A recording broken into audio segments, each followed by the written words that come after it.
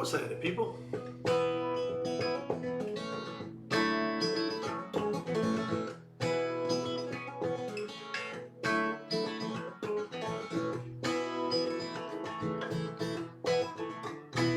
Welcome to Music Monday. Music Monday it is, and we are on the Ghost Dance record. Next track on deck is a tune I wrote called Man in Your Band. Wow, this is a good one. So what's this all about? I'll dive in by saying this is all autobiographical. It actually happened, every bit of it.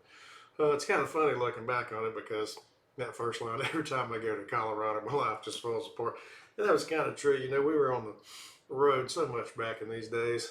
I mean, some of those runs we were gone. I mean, we were gone 68 straight days on one of them. So if it wasn't my personal life that was a disaster, it was somebody in the bands every time we hit one of those long west runs. So it's kind of like, yeah, every time we hit out west, the wheels come off the bus. So this is kind of about a relationship going south because of touring and distance setting in. And this was before email and cell phones and all that stuff. So it was a lot harder to stay in touch with people when you're on the road. I mean, you had to pull over to the gas station, everybody would be lined up trying to use the payphone, calling cards. I don't know if people even remember that, but it was really kind of a nightmare trying to stay in touch. Well, there are some great lines in this song. And it's really the whole catch, the little tagline of the chorus is you're playing second fiddle, that's like second chair in the band, to the man in your band, which is kind of, it's a very clever play on words here and the phrasing here, because you think about, you know, the person that's significant in this girl's life now is the guy in her band that's not me, ironically being in the other band. So that was kind of the whole little clever play on words about playing second fiddle to the man in your band, which is not me.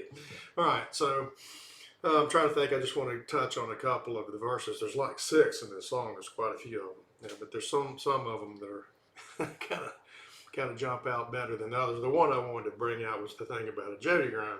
So if you don't know what a Jody grind is, a Jody grind is the guy who would be loving on your gal when you went off to war back in the old times when the boys went off War 1, 2, whatever it was, and be gone for years. The guy who got a hold of your gal while you were gone was called a Jody grind.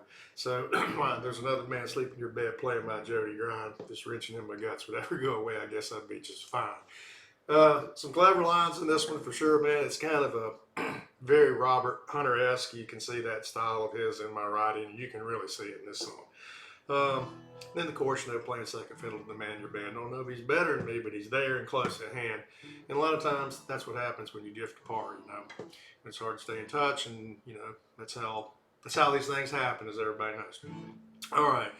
Love the last part about here's a mean old dog following me around, breaking my peace of mind, whatever it is I'm searching for. It's getting pretty hard to find. Kind of what I was tying into last week. You know, you'll define your success a lot of times by what you have to give up or what you sacrifice to get it or what happens along the way. That is certainly not unique to the music business. It's unique to anything that you want to pursue that takes time and effort. All right, so that's what we got today, a killer tune, if you've never heard it, called Man in Your Band that I wrote. I'd have to put this one around the top lyrically of some stuff I wrote. There's one other part. That guy I ran into at the Rack and Roll in Colorado Springs. You know who you are. He was this girl's boyfriend before I went out with her. And I won't mention his name to keep him safe, but it was just ironic that I ran into, he's a great dude from Georgia, and I ran into him in this pool hall bar in Colorado Springs, and it was just kind of ironic because this has all just happened. We got a good laugh out of it. We still do today. So that's what we got. On the album, we cut this at the Capricorn Studios, and this was before Steve Trisman, our fiddle player, joined the band.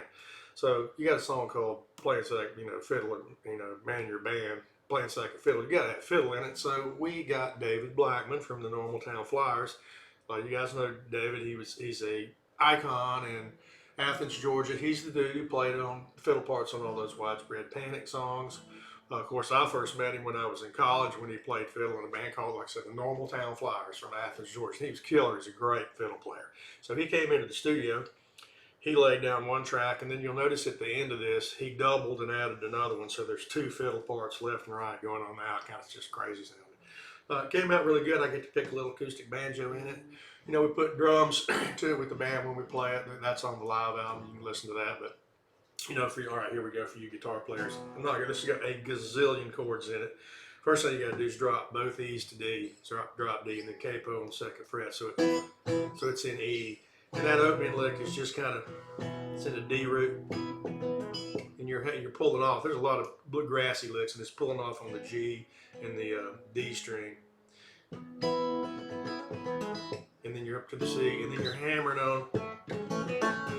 That's a lot. So you're walking up on the D, pull off on the G second, pull off on the D fourth. It's real fast.